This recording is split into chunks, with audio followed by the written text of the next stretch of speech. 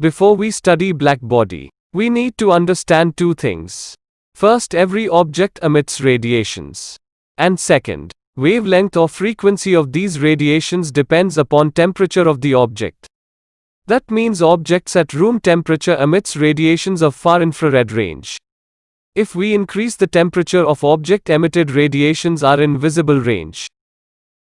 Black body is an idealized version of a radiating object.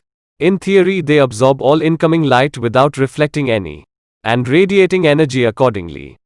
A good example of black body is a hollow object with small hole. Hole acts as the perfect absorber.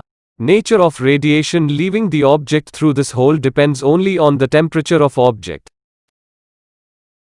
After performing many experiments on black body, following results are obtained. As the temperature increases, amount of emitted radiation also increase.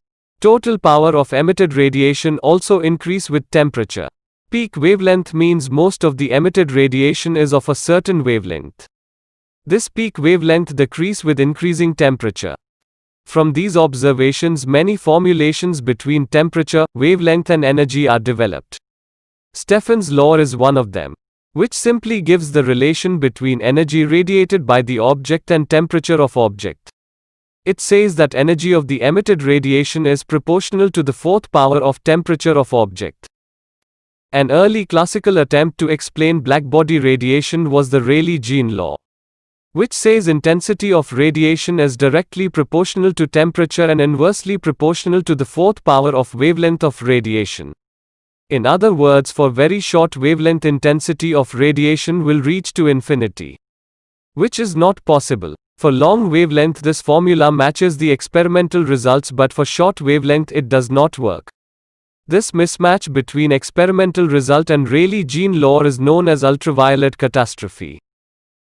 Wien's law tells us that objects of different temperature emit radiation of different peak wavelength. In other words, the product of peak wavelength and temperature of any object will always be equal to same constant value. In 1900, Planck developed an equation for intensity of radiation. This equation is in complete agreement with experimental observations. He assumed that radiation coming from black body is due to the atomic oscillation of the cavity walls. To explain these oscillations, Planck made two assumptions. First assumption was oscillating atoms of cavity can have only certain discrete value of energy, which is given as En equals to n, h, f, where n is called quantum number, f is frequency of oscillations and h is Planck's constant. In other words, this says the energy is quantized.